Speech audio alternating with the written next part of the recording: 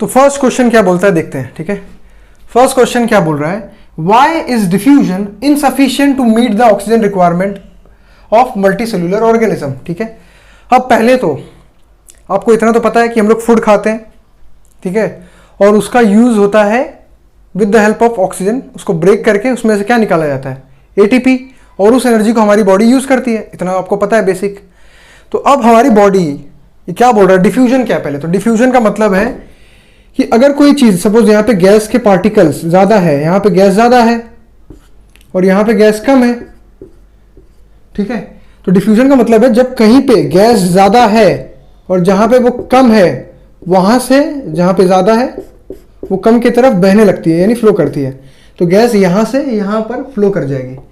तो ये क्या बोल रहा है कि जो मल्टी सेल्यूलर ऑर्गेनिज्म है, जो एक सेल से ज्यादा सेल से बने हैं, उनके अंदर डिफ्यूजन से ही ऑक्सीजन का रिक्वायरमेंट क्यों पूरा नहीं होता है, ठीक है। अब उसका आंसर है, पहला, हमारे पास एक कॉम्प्लेक्स बॉडी है, हमारी बॉडी बहुत ही कॉम्प्लेक्स है। देखो यहाँ पे हेड है, एक डमी सा बॉडी बना रहा हूं, हमारी बॉडी बहुत कॉम्प्लेक्स है ना, कितने सारे सिस्टम्स हैं उसमें, रीनल सिस्टम है, कार्डियक सिस्टम है, नर्वस सिस्टम है, सब कुछ है, आपने पढ़ा है। तो हमारी बॉडी पहले तो बहुत ही कॉम्प्लेक्स है, और दूसरा साइज काफी बड़ा है, और हम लोग यूनिसेल्यूलर के जैसे नहीं है। यूनिसेल्यूलर में देखो, ये एक ही सेल, जैसे अमीबा है, अमीबा में जो एक सेल है पूरे एनवायरनमेंट के डायरेक्ट कांटेक्ट में है, तो अब ये एक ही सेल गैसेस को ले लेगा और गैसेस का एक्सचेंज कर लेगा, ठीक है, समझ में आ रहा है। बट हमारी बॉडी कितनी कॉम्प्लेक्स है, कितनी थिक है, ये जैसे अभी मैं यहाँ पे बना रहा हूं, ये बॉडी है, ठीक है। अब ये स्किन के सेल चलो मान लेते हैं कि डिफ्यूजन कर भी लेंगे, डायरेक्टली कांटेक्ट में है एनवायरनमेंट के, बट ये अंदर के सेल जो हार्ट के सेल्स हैं, लीवर के सेल्स हैं, लंग्स के सेल हैं, ये कैसे ऑक्सीजन को एक्सचेंज कर पाएंगे, नहीं कर पाएंगे, तो ये डिफिकल्ट हो जाएगा उनके लिए, समझ में आ रहा है। इसीलिए हम लोग डायरेक्टली डिफ्यूजन से गैसेस का एक्सचेंज नहीं कर सकते। वो कौन करते हैं, वो है यूनिसेल्यूलर ऑर्गेनिजम्स लाइक अमीबा, समझ में आ रहा है। तो आंसर एक बार रीड कर देता हूं, we have a complex body and large body size like unicellular organisms, sorry यहां पे कॉमा आएगा, we have a complex body and large body size unlike unicellular organism, multicellular organism do not have all the cells of body in direct contact of environment, hence ये हमारे लिए insufficient है। समझ में आ गया पहला क्वेश्चन। चलिए अगले क्वेश्चन पे चलते हैं। तो अब हम लोग बात करेंगे question number 2, what criteria do we use to decide something is alive, मतलब अगर कोई चीज जिंदा है तो क्यों है, हम उसे जिंदा क्यों बोल रहे हैं, तो ऐसे कुछ फीचर्स होंगे, समझ में आ रहा है। जैसे कार है, उसको हम लोग देख के क्या बोलते हैं, कार। बाइसिकल को देखते हैं तो बाइसिकल बोलते हैं, उनके कुछ फीचर्स हैं। वैसे ही लिविंग और नॉन लिविंग के कुछ फीचर्स होते हैं, जैसे ये मार्कर, ये लिविंग नहीं है, नॉन लिविंग है, मैं लिविंग हूं, तो हमारे कुछ फीचर्स हैं लिविंग के। तो क्या फीचर्स है, पहला है मूवमेंट, मैं ऐसे मूव करके जा सकता हूं, बट ये मार्कर मूव कर सकता है क्या, नहीं मूव कर सकता। तो हर लिविंग ऑर्गेनिज्म मूव करेगा, इसलिए ये है feature of living organism. But ध्यान में रखना, आंसर में तो लिखना है ये मूवमेंट, बट हरदम मूवमेंट लिविंग फीचर को डिफाइन नहीं करता। फॉर एग्जाम्पल, अगर कोई किसी के साथ एक्सीडेंट हुआ है, उसके हाथ पैर नहीं रहे उस एक्सीडेंट में, तो वो मूव तो नहीं कर सकता ना, बट फिर भी वो लिविंग है, समझ में आ रहा है। तो कुछ एक्सेप्शन है मूवमेंट के। वैसे ही ग्रोथ, अब ये मार्कर को मैं ऐसे ही रख दूं, 10 साल बाद भी ये इतने साइज का रहेगा, बट एक छोटे बच्चे को हम लोग 10 साल बाद देखेंगे तो काफी ग्रो हो चुका रहेगा, साइज बढ़ जाएगा, उसका शेप बढ़ सकता है, ठीक है, हर जगह ग्रोथ होगी, इसको बियर्ड आ जाएंगे, इसको मुस्टैच आ जाएंगे, समझ में आ रहा है। तो ग्रोथ लिविंग ऑर्गेनिज्म का फीचर है, मार्कर का, मतलब नॉन लिविंग का नहीं। कई बार ग्रोथ का भी एक्सेप्शन है।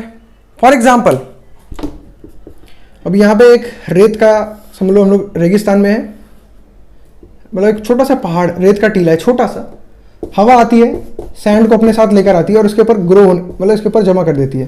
तो सैंड क्या कर रहा है, सैंड इसके ऊपर जमा होते जा रहा है, तो सैंड का एक बड़ा सा ड्यून बन गया, सैंड ड्यून, पहाड़, ठीक है। तो क्या ये भी ग्रोथ है, सैंड का साइज बढ़ रहा है। देखो ये ग्रोथ नहीं है, ये एग्जांपल है एक्सटर्नल ग्रोथ का। किसका एग्जांपल है, एक्सटर्नल ग्रोथ का। और जो हमारे अंदर ग्रोथ होती है वो है एक इंटरनल ग्रोथ, जो अंदर से ऑर्गेनिज्म बड़ा होता है। तो हमें जो होता है वो इंटरनल ग्रोथ है। This is not the example of growth. नहीं तो उस हिसाब से तो जो माउंटेन्स हैं सैंड के, वो भी ग्रो करते हैं, ठीक है, वो भी लिविंग होते हैं। तीसरा है मेटाबॉलिज्म, सबसे इंपॉर्टेंट फीचर। ये फीचर सिर्फ लिविंग ऑर्गेनिज्म के पास है और किसी के पास नहीं है। कैसे, मेटाबॉलिज्म का मतलब क्या है, मेटाबॉलिज्म का सिंपल सा मतलब है जो भी कुछ केमिकल रिएक्शन आपके बॉडी में हो रहा है उसे ही मेटाबॉलिज्म बोला जाता है। एग्जाम्पल के लिए आपने ग्लूकोज खाया और वो ऑक्सीजन के साथ कंबाइन हुआ और आपको मिल गया ATP plus CO2 waste gas. ये रिएक्शन सेल के अंदर हुआ, तो इस रिएक्शन को क्या बोलूंगा मैं? Metabolic reaction. ये और कहीं पे भी नहीं होता है, समझ में आ रहा है? सिर्फ लिविंग चीज़ों के अंदर होता है ये। तो सबसे इंपॉर्टेंट फीचर है, इसका कोई भी एक्सेप्शन नहीं है। जो अगला फीचर है वो है न्यूट्रिशन। हर लिविंग चीज़ कुछ ना कुछ न्यूट्रिशन लेता है, कुछ ना कुछ खाता है जिंदा रहने के लिए, समझ में आ रहा है? ताकि उससे वो ATP निकाल सके। बट ये इसका कोई एनर्जी है, कुछ नहीं लेता, ठीक है। वैसे ही अगला जो फीचर है वो है रेस्पिरेशन। अब रेस्पिरेशन क्या है? रेस्पिरेशन का मतलब है कि ये जो ऑक्सीजन आप यहाँ पे देख रहे हो, इसको बाहर से लिया है हम लोग ने एटमॉस्फेयर से, लंग के थ्रू। इस ऑक्सीजन का यूज करना है ब्रेकडाउन ऑफ ग्लूकोज में, और उससे क्या निकलेगी? ATP। तो using the oxygen to break down the glucose to get ATP, it is known as respiration और सेल्यूलर रेस्पिरेशन। समझ में आ रहा है? तो ये भी फीचर सिर्फ लिविंग ऑर्गेनिजम्स का है। समझ में आ रहा है? रेस्पिरेशन और ब्रीदिंग में अलग फर्क है। ब्रीदिंग मतलब सिर्फ सांस को अंदर लेना और बाहर छोड़ना, ये ब्रीदिंग है। बट रेस्पिरेशन मतलब जो आपने एयर अंदर लिया है उसमें से ऑक्सीजन का इस्तेमाल करना, खाए हुए फूड ग्लूकोज को ब्रेक करना, उसमें से ATP निकालना, इसको बोलते हैं रेस्पिरेशन। जो अगला फीचर है वो है ट्रांसपोर्टेशन मतलब जो भी कुछ आपने खाया वो स्टमक तक जाएगा। अब दिमाग को भी तो फूड चाहिए ना, तो ये फूड को यहाँ से यहाँ तक कौन लेके जाएगा? ब्लड, हार्ट उसको पंप करेगा। समझ में आ रहा है? तो ट्रांसपोर्टेशन सिस्टम भी सिर्फ लिविंग ऑर्गेनिजम्स में होता है। अब एक्सक्रीशन और देखो, एक्सक्रीशन का मतलब दो मतलब एक्सक्रीशन को कुछ लोग गलत वे में ले लेते हैं। देखो डिफरेंस है, एक्सक्रीशन का मतलब क्या है और इजेशन का मतलब क्या है। देखो दो लोग कंफ्यूज होते हैं। देखो एक्सक्रीशन का मतलब है यूरिन, जो वेस्ट निकल रहा है in the form of urine, और इजेशन मतलब फीकल मैटर। अगर लेमैन में बोले तो इसे 1 नंबर बोलते हैं, इसे 2 नंबर बोलते हैं। तो कुछ लोग इंटरमिक्स कर देते हैं इसको। तो एक्सक्रीशन मतलब जो यूरिन निकल रहा है, जो सेल के अंदर जो भी कुछ वेस्ट है उसे किडनी बाहर फिल्टर कर देती है in the form of urine, उस प्रोसेस को एक्सक्रीशन बोलते हैं। और जो आपने खाया है अनडाइजेस्टेड फूड मटेरियल बाहर निकलता है उसे इजेशन बोलते हैं, ठीक है। इजेक्शन या इजेशन बोलते हैं, ठीक है। अब आखिरी जो है वो है रिस्पॉन्स टू स्टिमुलस। तो मेटाबॉलिज्म और रिस्पॉन्स टू स्टिमुलस, इसका कोई भी एक्सेप्शन नहीं है। रिस्पॉन्स टू स्टिमुलस मतलब अगर आपको किसी ने बुलाया तो आप पीछे मुड़ के देखोगे, आपको किसी ने काटा तो आप उसको रिएक्ट करोगे।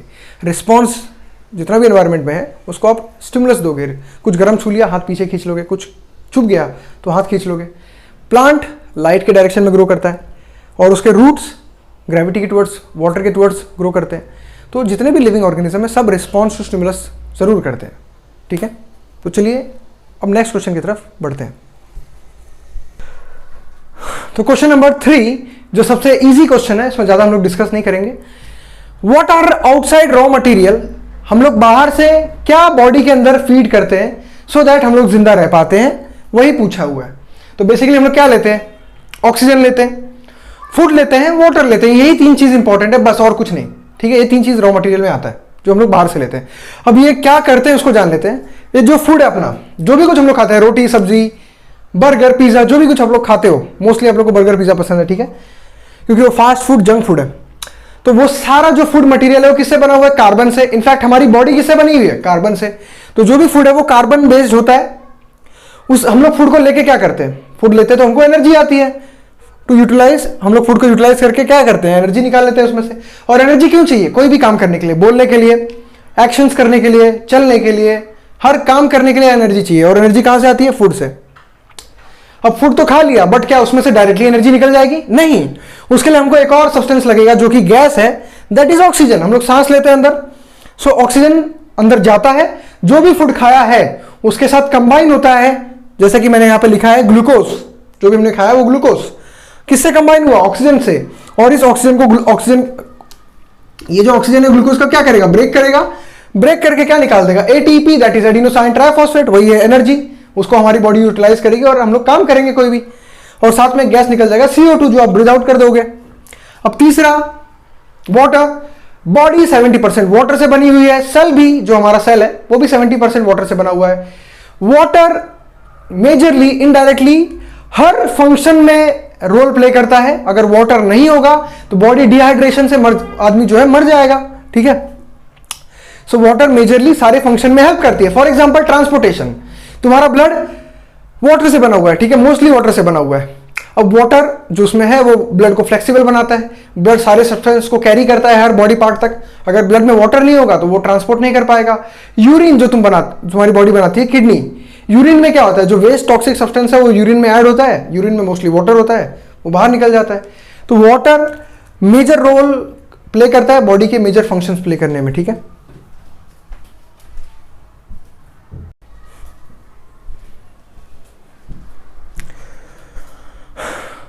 ओके, द क्वेश्चन नंबर 4, अब ये क्या बोलता है देखते हैं, let's see. Question number 4, what process would you consider essential for maintaining life. ठीक है, अब ये पूछ रहा है कि कौन से प्रोसेस बहुत जरूरी है लाइफ को मेंटेन रखने में।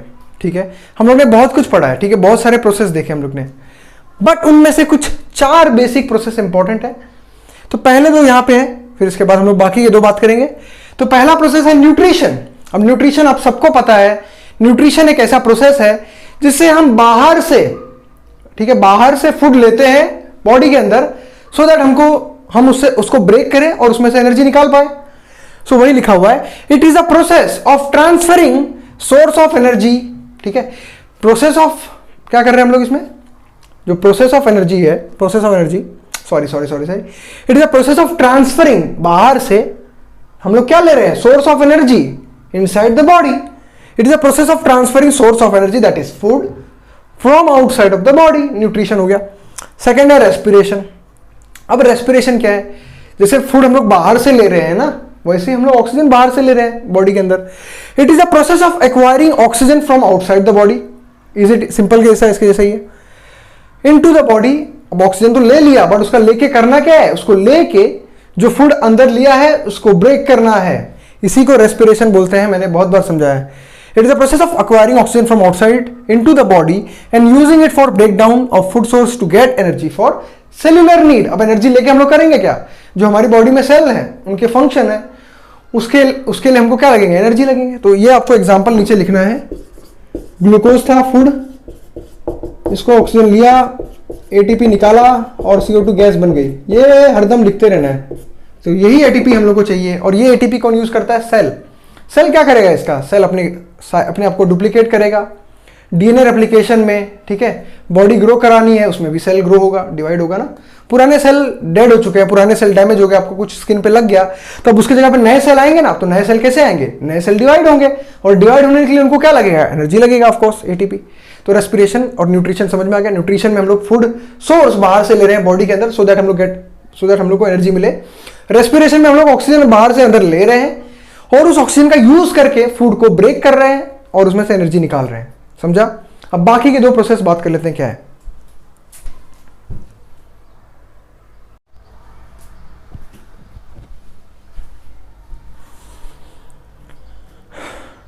चलो बचे हुए 2 प्रोसेस को भी देख लेते हैं। न्यूट्रिशन कर लिया, फूड को अंदर ले लिया। रेस्पिरेशन कर लिया, ऑक्सीजन को अंदर लेके इस फूड को ब्रेक कर दिया, ये रेस्पिरेशन है। तीसरा इंपॉर्टेंट प्रोसेस है ट्रांसपोर्टेशन। अब देखो, जो ऑक्सीजन है, ऑक्सीजन, ये लंग्स बना रहा हूं थोड़ा सा, ये लंग्स है, ये राइट वाला है, ये लेफ्ट वाला है, माफ करना ड्राइंग के लिए। ठीक है, ये लंग है। अब यहां से ऑक्सीजन ब्लड के अंदर एंटर कर लिया, मानते हो। ये स्टमक है, फिर उसके बाद इंटेस्टाइन है।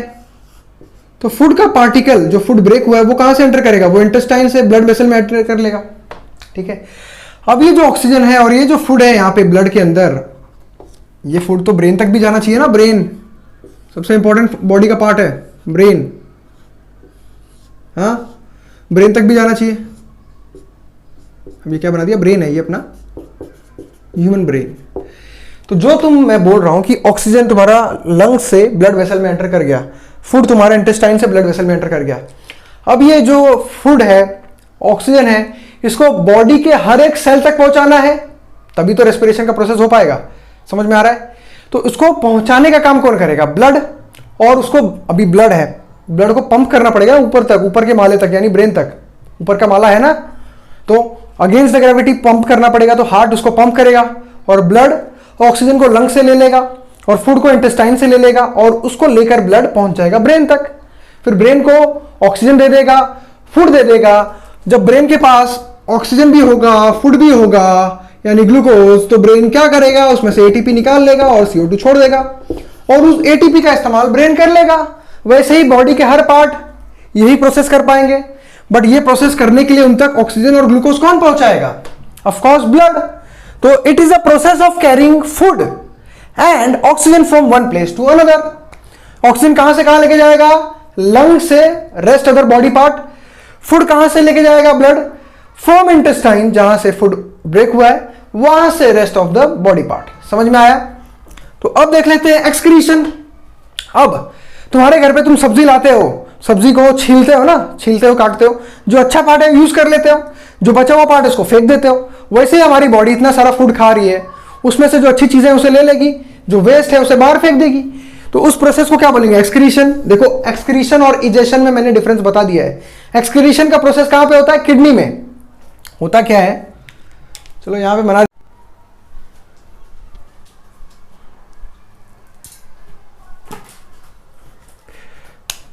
अब देखो किडनी में क्या होता है एक्चुअली में। ये तुम्हारा बीन शेप का किडनी है, ठीक है। इसमें मान लेते हैं यहां से कुछ ब्लड वेसल्स आए जो वेस्ट मटेरियल को लेके आ रहे हैं, ठीक है। और वो ब्लड वेसल्स यहाँ पे आए, उसमें से कुछ वेस्ट बाहर निकल गए और एक पाइप में एंटर करते हैं जिसका नाम है यूरेटर। और यूरेटर कहाँ ओपन होता है? यूरिनरी ब्लैडर में। और यूरिनरी ब्लैडर के थ्रू, यूरेथ्रा के थ्रू वो यूरिन बाहर आ जाती है। ऐसी दो किडनी है हमारे पास। तो समझ में आ रहा है? तो ब्लड के अंदर जो भी केमिकल वेस्ट थे वो किडनी में एंटर किए, किडनी से यूरिनरी ब्लैडर के थ्रू, यूरेथ्रा के थ्रू बाहर हो गए। अब ये जो वेस्ट है ये बने कहाँ है? ये वेस्ट सेल के अंदर बने होते हैं, जैसे कि यूरिया, अमोनिया, ठीक है। ये सारे वेस्ट सेल के अंदर बने हैं। उसमें से एक और वेस्ट है जो है CO2, तुमको पता है, ये वाला CO2 यहां पे देख रहे हो, ये भी एक वेस्ट है, ठीक है।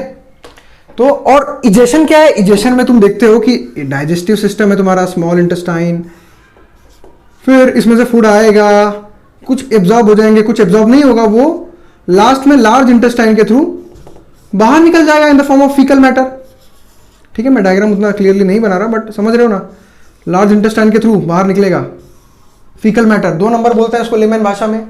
तो यूरिन में और फीकल मैटर में बहुत ही डिफरेंस है। तो एक्सक्रीशन प्रोसेस को एक बार रीड कर देता हूं।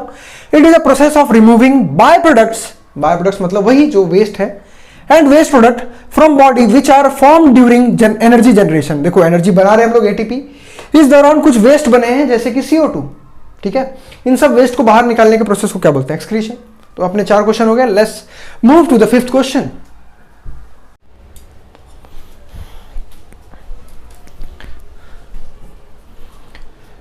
So next question, question number 5.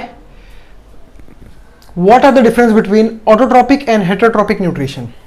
ठीक है, 2 वर्ड है, ऑटोट्रॉप और हेटेरोट्रॉप, ठीक है। ऑटोट्रॉप मतलब सिंपल है, ऑटो मतलब खुद से, ट्रॉप मतलब फूड। तो खुद से खाना बनाते हैं इसलिए उनको ऑटोट्रॉप बोलते हैं। हेटेरोट्रॉप मतलब दूसरे पे डिपेंड करते हैं, ठीक है। Easy answer. तो दे प्रिपेयर देयर फूड, मतलब prepare by organism itself. In this mode of nutrition food is obtained from autotrophs. Clear? ये खाना खुद बनाते हैं, ये खाना ऑटोट्रॉप पे डिपेंड करते हैं। हम लोग जैसे कि हम लोग फ्रूट्स वेजिटेबल्स पे डिपेंड करते हैं, ठीक है। Requires raw material. अब देखो प्लांट खाना खुद बनाता है यानी फ्रूट्स बनाता है, तो उसको रॉ मटेरियल लगता है ना, उसको जैसे सनलाइट लगता है, वाटर लगता है, उसको सॉइल्स में से वो मिनरल लेता है, ठीक है। बट हमको क्या लगता है? हम सीधा जाते हैं बाजार से फ्रूट्स खरीद लेते हैं, वेजिटेबल्स खरीद लेते हैं, हमने कोई रॉ मटेरियल यूज़ नहीं किया, इसलिए no raw material required. Presence of chlorophyll. देखो दुनिया में क्लोरोफिल सिर्फ प्लांट्स में ही है, ठीक है, जो फूड बनाते हैं, और बाकी किसी में भी नहीं है, हमारे अंदर भी नहीं है। अगर क्लोरोफिल होता तो हम ग्रीन कलर के होते, ना कि जो भी हमारा कलर है, ठीक है। तो जो प्लांट्स में ग्रीन कलर है बिकॉज ऑफ क्लोरोफिल, और यही क्लोरोफिल जिसके अंदर पावर है सनलाइट को ट्रैप करना और उसमें से ग्लूकोज बनाना यानी फूड बनाना, ठीक है। और हमारे अंदर कोई भी क्लोरोफिल नहीं है। इनको हम क्या बोलते हैं? प्रोड्यूसर्स, बिकॉज यही है प्रोड्यूस करने वाले अर्थ पे।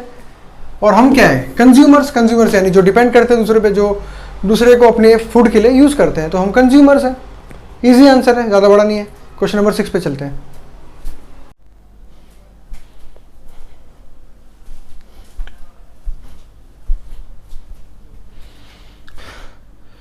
सो ओके, क्वेश्चन नंबर 6 ले लेते हैं। इसमें बेसिकली हमको बताना है कि फोटोसिंथेसिस में रॉ मटेरियल क्या यूज होता है। So first, what is photosynthesis? आपने पढ़ा रहेगा फोटोसिंथेसिस। फोटोसिंथेसिस देखो शॉर्ट में बता दे रहा हूं। फोटो मतलब लाइट, सनलाइट।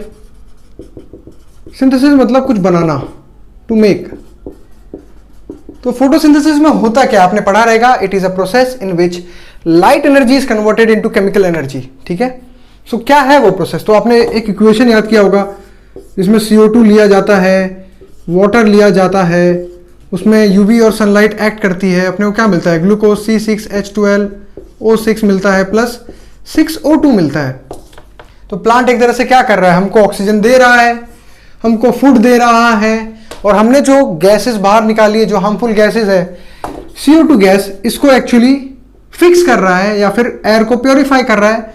CO2 से हमको क्या बना के दे रहा है, ऑक्सीजन। तो प्लांट हमारे लिए बहुत कुछ कर रहा है। ठीक है, तो फोटोसिंथेसिस मतलब कार्बन डाइऑक्साइड का यूज होगा, वाटर का यूज होगा, और सनलाइट की मदद से इसको ग्लूकोज में कन्वर्ट कर दिया जाएगा। यही ग्लूकोज हमारा फ्रूट है जो भी हम लोग खाते हैं, और साथ में हमको ऑक्सीजन भी मिल जाएगा। तो फोटोसिंथेसिस का प्रोसेस आप समझ गए। तो बस आपको यही बताना है कि फोटोसिंथेसिस में यूज क्या हुआ। तो आपने देखा एक कार्बन डाइऑक्साइड यूज होगा और एक वाटर यूज होगा।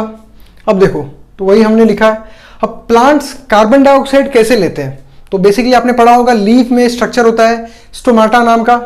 अगर मैं यहां पे बना दूं, ये लीफ है, ठीक है, थिकनेस है, तो आपने उसके ऊपर एक स्ट्रक्चर्स पढ़े होंगे ना, कुछ ऐसे डंबल शेप के स्ट्रक्चर्स, ऐसे कुछ। ये गार्ड सेल होता है, स्टोमेटल पोर, ये पूरे स्ट्रक्चर को क्या बोलते हैं, स्टोमाटा।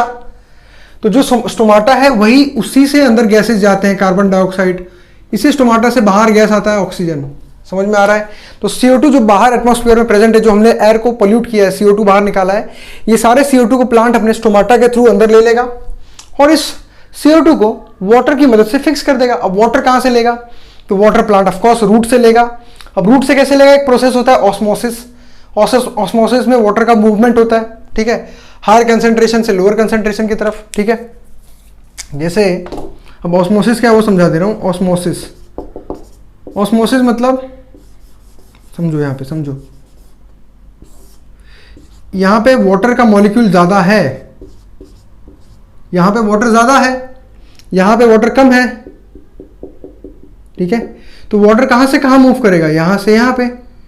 सो ये मीडियम जहां पे वाटर ज्यादा है, ठीक है, ये मीडियम को एक्चुअली हम लोग क्या बोलते हैं, डाइल्यूट मीडियम। जहां पे पानी ज्यादा है उसको डाइल्यूट बोल देंगे, और जहां पे पानी कम है उसको कॉन्सेंट्रेटेड मीडियम बोल देंगे। बट मैं वाटर के टर्म्स में बोल रहा हूं, यहां पे वाटर ज्यादा है ना, इसलिए हाई कंसेंट्रेशन ऑफ वाटर यहां पे ज्यादा है, और यहां पे पानी कम है, और बीच में एक मेम्ब्रेन है, तो वाटर ऐसे मूव कर जाएगा, इसी को ऑस्मोसिस बोलते हैं। तो सिंपल वे में बोलूं तो ऑस्मोसिस क्या है? Movement of water across semi permeable membrane from low concentration of that medium to high concentration. समझ में आ रहा है? यहां पे पानी ज्यादा था यानी ये डाइल्यूट मीडियम होगा, यहां पानी कम है मतलब ये कॉन्सेंट्रेटेड मीडियम होगा, तो वाटर यहां से यहां मूव करेगा। समझ में आ रहा है? तो रूट्स में कुछ ऐसा ही होता है। ठीक है, ये वाले पार्ट को आप रूट इमेजिन करो, ये वाले पार्ट को आप सॉइल इमेजिन करो। ठीक है, तो वाटर यहां से यहां मूव कर जाएगा ऑस्मोसिस के थ्रू। और वाटर प्लांट्स में किस ट्यूब के थ्रू फ्लो करता है? जाइलम। तो जाइलम लिखा हुआ है, तो एक बार रीड कर देता हूं। CO2 एक प्रोसेस है जिसमें, मतलब इंग्लिश में रीड करता हूं, CO2 is taken up with up through the stomata, ठीक है, from atmosphere in case of land plants. तो जो जमीन पे पेड़ है वो स्टोमाटा के थ्रू ले लेते हैं, और जो एक्वेटिक प्लांट है वो CO2 जो वाटर में डिजोल्व है वहां से निकाल लेते हैं। ठीक है, और वाटर इज टेकन अप और is absorbed by roots through the process called osmosis, और वो ट्रांसपोर्ट होगा लीव्स तक, किसके मदद से? जाइलम। तो ऑस्मोसिस मैंने समझा दिया, एक बार लास्ट बार बोल दे रहा हूं। Movement of water across semi permeable membrane from low concentrated medium to high concentrated medium. जहां पे पानी ज्यादा होता है उसको लो कंसेंट्रेटेड मीडियम बोलते हैं, जहां पानी बिल्कुल भी नहीं होता उसे कॉन्सेंट्रेटेड मीडियम बोलते हैं। तो ये आपका क्वेश्चन नंबर 6 कवर हो चुका है। Let's move to question number 7। अगला क्वेश्चन है क्वेश्चन नंबर 7। ये पूछ रहा है what is the role of acid in our stomach. तो हमारे स्टमक में एसिड होता है, आपने पढ़ा होगा। अब इस एसिड का रोल क्या है, कौन सी एसिड है उसका स्ट्रेंथ क्या है, फंक्शन क्या है, सब देखेंगे हम लोग। तो पहले जो हमारे स्टमक में जो एसिड है उसका नाम है हाइड्रोक्लोरिक एसिड, इसका शॉर्ट फॉर्म है HCl, ठीक है।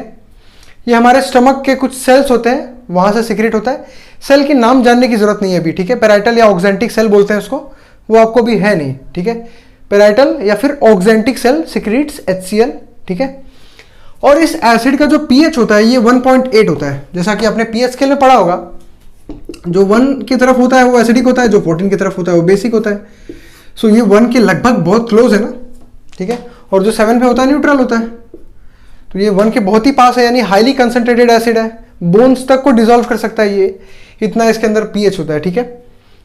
तो जो भी कुछ हम लोग अब इसके 2 रोल है, ठीक है, 2 रोल है। पहले क्या है वो देख लेते हैं।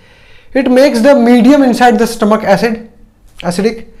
अब इसका काम क्या है, जो स्टमक के अंदर जो एनवायरमेंट है उसको एसिडिक कर देता है। जैसे अभी आपका यहां पे मैं बना दूं, ये स्टमक है, ठीक है, तो अंदर एसिड सिक्रीट होगा तो अंदर के जो एनवायरमेंट है उसको एसिडिक कर देगा। अब ये एसिडिक करना क्यों है, इसके पीछे का रीजन है, एक एंजाइम होती है जिसका नाम है पेप्सिन, ठीक है। यहां पे इसका रोल आता है। ये क्या करता है कि जो पेप्सिन एंजाइम है, ये पहले तो करती क्या वो जान लो। ये जो पेप्सिन है ये प्रोटीन को डाइजेस्ट करती है, ठीक है। बट जब आपने खाना खाया नहीं होता है तो ये पेप्सिन रिलीज नहीं होती अंदर, ठीक है। जब आप खाना खाते हैं उसके बाद पेप्सिन रिलीज होती है। तो होता क्या है कि जब आप खाना खा लोगे फिर उसके बाद ये जो एसिड है ये क्या कर देगा, पेप्सिनोजेन को पेप्सिन में कन्वर्ट कर देगा। क्या कर देगा, तो सिंपली बोलूं मैं, जब भी प्रोटीन को डाइजेस्ट करना होगा स्टमक के अंदर तो पेप्सिन एंजाइम की जरूरत पड़ेगी। बट नेचुरली पेप्सिन रहता नहीं है स्टमक में, नेचुरली पेप्सिनोजेन के फॉर्म में रहता है। तो ये एसिड क्या करता है, इसको एक्टिवेट कर देता है किसमें, पेप्सिन में। और पेप्सिन एक एंजाइम है जो प्रोटीन को डाइजेस्ट करने में हेल्प करता है। तो पहला जो इसका रोल है वो क्या है, it makes the medium inside the stomach acidic which is necessary for activation of pepsin. It converts, यानी HCl converts inactive pepsinogen into active pepsin, clear. और पेप्सिन प्रोटीन को डाइजेस्ट कर देगा जो भी आपके फूड में रहेगा। और दूसरा रोल है, it also kills any bacteria entering the stomach along with food. By chance आपने फूड खाया, उसमें कुछ बैक्टीरिया है वो अंदर एंटर करेगा तो एसिड के प्रेजेंस में वो खुद ही मर जाएगा बैक्टीरिया। ऑलरेडी आपके सलाइवा में भी एक लाइजोजाइम नाम का सब्सटेंस सीक्रेट होता है जो बैक्टीरिया को किल कर देता है, ठीक है। तो आपका क्वेश्चन नंबर 7 भी हो गया। Let's move on to next question. Okay, तो क्वेश्चन नंबर 8 है, what is the function of digestive enzymes. तो पहले जान लो एंजाइम है क्या। एंजाइम कुछ नहीं है, एक स्पेशल प्रोटीन से बना हुआ स्ट्रक्चर है जो रिएक्शन के रेट को बढ़ा देता है। जैसे अभी आपको, आप जहां पे कहीं पे भी रहते हैं वहां से आपको रेलवे स्टेशन जाना है, आप पैदल भी जा सकते हैं। पैदल जाओगे तो सपोज मेरा घर स्टेशन से 3-4 किलोमीटर दूर है, तो मुझे पैदल जाने में एटलीस्ट 1 घंटा लग जाएगा या 45 मिनट्स लग जाएगा। बट वहीं पे मैं कोई रिक्शा या कुछ और व्हीकल का इस्तेमाल करूं तो मैं उसी डिस्टेंस को 15-20 मिनट में कवर कर सकता हूं। तो रिक्शा ने क्या किया, मेरा जो मेरे को ट्रैवल करना था, डिस्टेंस तो उतना ही ट्रैवल करना है, बट मेरा स्पीड बढ़ गया ना, रिक्शा से गया तो वो जल्दी पहुंच गया मैं। तो वैसे ही जो एंजाइम है ये क्या करता है, जो रिएक्शन 1 घंटे में होने वाला रहता है उसको 15 मिनट में, 10 मिनट में कर देता है। तो enzymes are protein which speed up the rate of reaction. अब आपने एंजाइम और कैटलिस्ट 2 नाम बहुत ही साथ में सुना होगा। तो देखो, एंजाइम एक स्पेशल प्रोटीन है जो रिएक्शन के रेट को बढ़ा देता है, बट कैटलिस्ट कुछ भी हो सकता है, प्रोटीन भी हो सकता है, मतलब कुछ भी स्ट्रक्चर, कुछ भी फैट, मतलब कुछ भी कार्बोहाइड्रेट, कोई भी ऐसा स्ट्रक्चर जो रिएक्शन के रेट को बढ़ा दे उसे कैटलिस्ट बोलेंगे। बट जो सिर्फ स्पेशल प्रोटीन्स उसको हम जो रिएक्शन के रेट को बढ़ा दे उसको एंजाइम्स बोलेंगे। तो एंजाइम्स और कैटलिस्ट ये दोनों वर्ड मतलब साथ में यूज कर लेते हैं कई बार, बट ये गलत रहेगा। तो यहां से अगर ये सिर्फ मैंने आपको समझाने के लिए बताया है, ये आप नहीं लिखेंगे, लिखना सिर्फ यहां से है, आंसर यहां पे है। तो यहां पे मैं एक छोटा सा ऐसे ट्रिकी क्वेश्चन पूछ सकता हूं कि all enzymes are catalyst but all catalyst are not enzyme. समझ में आ रहा है? समझ में आ रहा है क्या? क्यों ऑल एंजाइम्स कैटलिस्ट क्यों है? क्योंकि ये रिएक्शन के रेट को बढ़ा दे रहे हैं। बट हर कैटलिस्ट प्रोटीन से नहीं बना हुआ है ना, कुछ भी हो सकता है वो, बट जाने दो, छोड़ो, इतना मत सोचो। कैटलिस्ट और एंजाइम देख लो, ठीक है। अब इनका फंक्शन क्या है डाइजेस्टिव एंजाइम्स का, ठीक है। ये क्या करते हैं, जो बड़े बड़े मॉलिक्यूल्स जो हम लोग खा रहे हैं, बड़े बड़े मॉलिक्यूल्स, उसको ब्रेक करते हैं स्मॉल मॉलिक्यूल्स में। और जो लार्ज मॉलिक्यूल्स हैं वो कैसे होते हैं, इनसॉल्युबल होते हैं, उनको क्या बना देते हैं हम लोग, सॉल्युबल मॉलिक्यूल बना देते हैं with the help of enzymes, ठीक है। एग्जांपल के लिए आपको ये दो एंजाइम याद रखना है, एमाइलेज और ट्रिप्सिन। एमाइलेज क्या करता है, स्टार्च का ब्रेकडाउन करता है, यानी कार्बोहाइड्रेट का ब्रेकडाउन, और ट्रिप्सिन क्या करता है, ब्रेकडाउन ऑफ प्रोटीन। बस इतना ही है। तो मिलते हैं अगले क्वेश्चन में, चलिए आगे बढ़ते हैं। ओके, तो क्वेश्चन नंबर 9, क्वेश्चन नंबर 9 है, how is small intestine design to absorb digested food. So पहले तो आपको पता होना चाहिए कि माउथ से लेके स्टमक तक बहुत ही limited amount of food digest होता है, एब्जॉर्ब होता है, ठीक है। स्टमक तक फूड जो है ब्रेक होता है, और जो फाइनल एब्जॉर्प्शन है फूड का वो होता है स्मॉल इंटेस्टाइन में। क्लियर। तो स्मॉल इंटेस्टाइन में फूड का एब्जॉर्प्शन कैसे होता है वो मैं आपको बताऊंगा, पहले इसको रीड कर लेते हैं। Small intestine is the main region of food absorption, ठीक है, clear. The inner lining of small intestine is covered by millions of tiny finger like projection called villi. अब ये आपको पता होना चाहिए। देखो जैसे कि मैं यहाँ पे एक डायग्राम बना रहा हूँ, ये आपका स्टमक है, ठीक है, ये इंटेस्टाइन है। अब इस इंटेस्टाइन के पार्ट को हम लोग जूम करके यहाँ पे देख रहे हैं। तो इंटेस्टाइन का जो ये अभी अंदर वाला पार्ट है, राउंडेड अंदर ट्यूब में देख रहे हैं, उसके अंदर बहुत सारे ऐसे फिंगर लाइक प्रोजेक्शंस होते हैं, मिलियंस। ये तो मैं कुछ ही बता रहा हूँ। और इस एक फिंगर लाइक प्रोजेक्शन को हम लोग यहाँ देख रहे हैं, ठीक है, ये ऐसा। इस स्ट्रक्चर को बोला गया है क्या, विलाय। अब ये विलाय आपके स्मॉल इंटेस्टाइन में है ही क्यों। देखो ये विलाय स्मॉल इंटेस्टाइन में होने का रीजन मैं आपको समझाता हूँ। मैं हर बार ये एग्जांपल देता हूँ कि ये इतना एरिया को पेंट करना है और सेम उतने में ही इतने एरिया को पेंट करना है। ये ए है, ये बी है।